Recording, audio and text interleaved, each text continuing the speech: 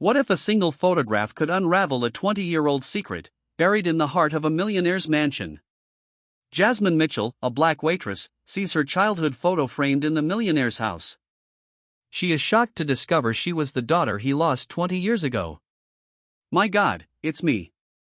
The words came out as a whisper from Jasmine's lips, as she stared at the golden frame hanging in the private hallway of the Blackwell mansion. Her fingers trembled, almost dropping the crystal tray she was carrying. There, framed like a precious relic, was a photo of her at age 4. The same shy smile, the same unruly curls, even the little pink dress she vaguely remembered wearing. But how did a forgotten foster child's photo end up in the home of one of Chicago's richest men? Stay tuned to Real Stories Diary to find out. But how on earth did her childhood photo end up decorating the wall of one of Chicago's wealthiest families? Jasmine Mitchell, 24, had served champagne at dozens of high-society events. But she never expected to find pieces of her lost past in a mansion where it cost more than $1,000 to step on the marble floor. Raised in foster homes since she was a baby, she always knew there were gaps in her history. Social workers spoke vaguely of difficult circumstances and documents lost in a fire. But never in her worst nightmares did she imagine that the answer was hanging on the wall of Richard Blackwell, the same man who, half an hour earlier, had walked past her as if she were invisible. "Hey, you! What are you doing here?" The security guard's harsh voice brought her back to reality. "Employees are not allowed in the private wings." "Sorry, I got lost looking for the bathroom," Jasmine lied, forcing a smile as her heart raced. She memorized every detail of that photo before walking away. Back in the main hall, her eyes automatically searched for Richard Blackwell among the guests. There he was, impeccable in his tailored tuxedo, talking about his charitable foundation for underprivileged children, while the millionaires in attendance applauded his generosity. What cruel irony! The man who talked about helping abandoned children had a photo of his own abandoned daughter decorating his home like a secret trophy. Jasmine watched Richard's every gesture, every word, every calculated smile. There was something in his eyes when he spoke of second chances and broken families. A thinly veiled guilt that she recognized immediately. When Richard casually mentioned the personal tragedy that motivated him to help other families, Jasmine felt her blood run cold. Personal tragedy. She hadn't died. She had been abandoned. "Life sometimes forces us to make impossible decisions," Richard continued, his voice heavy with rehearsed emotion. "Losing a daughter changes a man forever. Losing or discarding." In that moment, as she watched the man who was probably her biological father receive congratulations for his courage to turn his pain into purpose, Jasmine made a decision that would change both their lives forever. She was going to find out the whole truth. And when she did, Richard Blackwell was going to pay dearly for every lie he had told, every tear she had shed, every night she had spent wondering why she wasn't good enough to be loved. But while everyone applauded the Philanthropist of the Year, no one noticed the smile that formed at the corner of Jasmine's mouth. It wasn't the smile of a daughter finding her lost father. It was the smile of someone who had just discovered their enemy's weak spot. If you feel like this story goes way beyond a simple family reunion, you're right. Subscribe to Real Stories Diary, because what Jasmine was about to discover about Richard Blackwell would make his philanthropy seem like a joke compared to the revenge she had in mind. 3 days after the event, Jasmine couldn't get that photo out of her head. Every time she closed her eyes, she saw the innocent smile of the child she once was, hanging as a decoration in the home of the man who should have protected her. She needed answers. But where to start? Richard Blackwell was untouchable. CEO of a multinational company, board member of 3 universities, and, ironically, patron of orphanages across the state. The man had built an empire on his own hypocrisy. That's when she remembered Marcus, the veteran bartender who worked at all of Chicago's elite events. If anyone knew the dirty secrets of those people, it was him. Blackwell. Marcus almost choked on his coffee when Jasmine mentioned the name. "Girl, you don't want to mess with that man. He has tentacles everywhere." "Why do you say that?" Jasmine asked, pretending to be casual as she wiped the glasses. Marcus looked around, making sure they were alone in the service area. "There are rumors, old ones, about a daughter he had who just disappeared off the map. His wife died in a suspicious accident when the girl was about 4 years old. Jasmine's blood ran cold. 4 years old. The age in the photo. The strange thing is that after the accident, Blackwell inherited an astronomical fortune from his wife's life insurance. And the girl, she was never heard from again. It's as if she evaporated. But he talks so much about helping orphan children. Marcus laughed bitterly. Of course he does. Nothing better to clean a dirty conscience than a charitable foundation with his name stamped in gold letters. That night, Jasmine created fake profiles on social media and began investigating. She discovered that Richard had married 3 times after the death of his first wife, always to much younger women who signed strict prenuptial agreements. All of his subsequent marriages had lasted no more than 2 years. Even more interesting, she found old articles about Helena Blackwell, her biological mother. The woman had been a children's rights activist fighting to reform the adoption system. The last article about her mentioned that she was investigating irregularities at private adoption agencies 2 weeks before she died. How convenient. Jasmine printed everything she found and organized a timeline. Helena had discovered something compromising about adoption agencies. 2 weeks later, she died in an accident. Richard inherited everything, and his daughter mysteriously disappeared. She needed more information, and she knew exactly where to get it. Margaret Santos, a retired private investigator who frequented the cafe where she worked in the mornings. "Margaret, I need a favor," Jasmine said, pouring the extra strong cappuccino the woman always ordered. "From the sound of it, I'm guessing it's not a small one. I need information on someone important." Margaret studied Jasmine's face for a long moment. At 65, she had developed a keen instinct for recognizing when someone was desperate for justice. "How much can you pay? I can work for you. Cleaning, organizing, whatever you need." "Interesting." Margaret smiled. "It's been a while since I've had a real case. Tell me everything." As Jasmine told her story, Margaret took notes in a worn notebook. When she finished, the investigator looked at her with respect. "Sweetheart, you're not just looking for your father. You're hunting a predator who may have killed your mother." Over the next few days, Margaret began digging. What she discovered was even worse than they had imagined. Richard hadn't just abandoned Jasmine. He had forged documents declaring her dead in the same accident that killed Helena. "Look at this." Margaret showed her the printed papers. A fake death certificate. A statement that the body was never found. "Your father received life insurance money for you, too."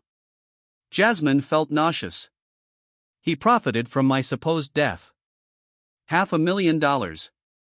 And he didn't stop there. He used the tragedy to create the charitable foundation. His entire image as a man who overcame grief through charity was built on the lie of your death." Margaret continued leafing through the documents. "There's more." Helena had hired a private investigator 2 weeks before she died. She suspected Richard was selling children through an illegal adoption ring. The investigator disappeared shortly after she did. It was then that Jasmine realized Richard's cruel genius. He hadn't just gotten rid of an unwanted daughter and an inconvenient wife. He had turned their double murder into social and financial capital. "There's something else," Margaret said, handing her a blurry photo. "Helena didn't die in the accident. She died 2 hours later in the hospital, fully conscious. And before she died, she said something to the nurse about protecting the girl from the monster." Jasmine felt tears burn her eyes. Her mother had died knowing her daughter was in danger. But if Richard thought she was a dead girl and buried, he was about to find out that some ghosts come back to haunt you. Margaret handed her a folder filled with documents. "Everything you need is here. But Jasmine, this man is dangerous. If he killed your mother to get the inheritance." "He won't hurt me," Jasmine replied with a calmness that surprised even herself. "Because he doesn't know I exist, and that would be her greatest advantage." While Richard Blackwell continued his life as a lying philanthropist, believing that all his secrets were buried with a daughter who never died, Jasmine planned the most dramatic reunion of his life. She had already decided how she would do it. At his foundation's next charity event, ironically, a gala for orphan children, Richard Blackwell would discover that death sometimes has a very particular way of collecting its debts. The question hanging in the air was simple. What happens when a man who profited from his daughter's supposed death discovers that she is not only alive but knows everything? The answer would come soon, and it would be more devastating than Richard could ever imagine. Stay with Real Stories Diary to witness this jaw-dropping moment. The Blackwell Foundation's annual gala for orphan children was in full swing. Richard was on stage, talking about second chances and the transformative power of a father's love, while the millionaire guests applauded his inspiring generosity. Jasmine, dressed as a waitress, circulated the room with a tray of champagne and a smile that hid 20 years of pent-up anger. Today, Richard Blackwell would finally meet his daughter. Ladies and gentlemen, Richard continued his rehearsed speech. As someone who tragically lost a daughter, I know the pain these children carry. That's why our foundation. That's when Jasmine approached the stage and took the microphone from an assistant. Excuse me, Mr. Blackwell. Can I ask you a question? The silence cut through the air like a knife. Richard looked at her with ill-concealed irritation. Miss, shouldn't you be serving drinks? Of course. But as the daughter of orphans, your speech touched me deeply. Jasmine stepped onto the stage, ignoring the murmurs from the audience. Especially when you said you lost a daughter. Can you tell us more about that? Richard forced a smile. Well, it was a personal tragedy. I'd rather not go into details. That's a shame. Jasmine turned on the microphone because I have some very interesting details about your lost daughter. Richard's expression changed instantly. His eyes narrowed as he studied Jasmine's face. For the first time, he really saw her. First, she didn't die in an accident. Second, you abandoned her after killing her mother so you could get her inheritance. Third, Jasmine smiled. She's right here in front of you, and she has some questions for Daddy. The blood drained from Richard's face. You can't be. Jasmine Helena Mitchell. Or rather, Jasmine Helena Blackwell, your daughter, whom you declared dead to collect $500,000 in life insurance. The audience exploded in murmurs. Richard tried to grab the microphone, but Jasmine stepped away. Ladies and gentlemen, how about we get to know the real Richard Blackwell? Jasmine pulled out a thick envelope. Here are the fake death certificates he created for me and my mother. Here are the life insurance receipts he received for our deaths. And here, she held up an enlarged photo, is Helena Blackwell's autopsy report showing that she didn't die in the accident. She was poisoned 2 hours earlier. Richard staggered. That's absurd slander. Is it? Jasmine pointed to the large screen behind the stage. Then explain to me why you have my childhood photo hanging in your private office. The photo appeared on the screen, the same one Jasmine had secretly photographed in the mansion. But now everyone could see the inscription on the back. To the most amazing dad in the world. I love you, Jasmine. The audience fell silent. 20 years, Richard. Jasmine turned to him. 20 years I grew up thinking I was worthless, that my parents had died and abandoned me. Meanwhile, you used our tragedy to build your image as a philanthropist, making millions in donations that never reached the real children. Margaret appeared at the side of the stage, signaling that she was recording everything. But you know what's even funnier? Jasmine laughed. You hired me to serve champagne at the gala for the foundation you created on the back of our fake deaths. What a cruel irony, isn't it? Richard tried to recover. You have no real proof of any of this. I don't. Jasmine smiled. Press people. Did you get the files I emailed you 5 minutes ago, including the recordings of Richard admitting to his lawyer that he got rid of the problem of his wife and daughter? The journalists' cameras began flashing wildly. Richard looked around, watching his reputation crumble in real time. You, he whispered, finally understanding the extent of the trap. You planned all of this. Of course I did. You taught me that revenge is best served cold. And Dad, Jasmine savored the word. 20 years is a long time to cool. The audience began to rise and leave, many calling to cancel their donations. Richard stood on stage alone, watching his entire life crumble as his dead daughter looked at him with the same coldness he had shown her 2 decades earlier. Oh, and Richard, Jasmine stepped down from the stage. You'll be thrilled to know that the FBI is on its way to arrest you for insurance fraud, murder, and money laundering. They said, my evidence is more than sufficient. As the sirens began to wail outside, Richard Blackwell finally understood that he had seriously underestimated the daughter he thought he had buried forever. But as the handcuffs closed around his wrists, one question hung in the air. After 20 years of lies, betrayal, and revenge executed with surgical precision, was it possible that a family destroyed by greed could find some kind of redemption? Or are some wounds too deep to heal, even when justice finally prevails? 6 months after Richard Blackwell's arrest, Jasmine sat in the office that had once belonged to the man who had tried to erase her existence. The plaque on the door now read, Helena Blackwell Foundation, Executive Director Jasmine Mitchell. The FBI had frozen all of Richard's assets after discovering that only 12% of the foundation's donations actually reached the orphan children. The rest financed the luxurious lifestyle of a man who had built his empire on corpses and lies. Ironic, isn't it? Commented Margaret, now her official assistant, leafing through the financial reports. He used her death to raise millions, and now you're using those same millions to do the work he pretended to do. Jasmine smiled as she signed for the construction of the 5th new orphanage. The money confiscated from Richard would be used for exactly what he had always promised, but this time for real. The transformation in Jasmine's life had been radical and public.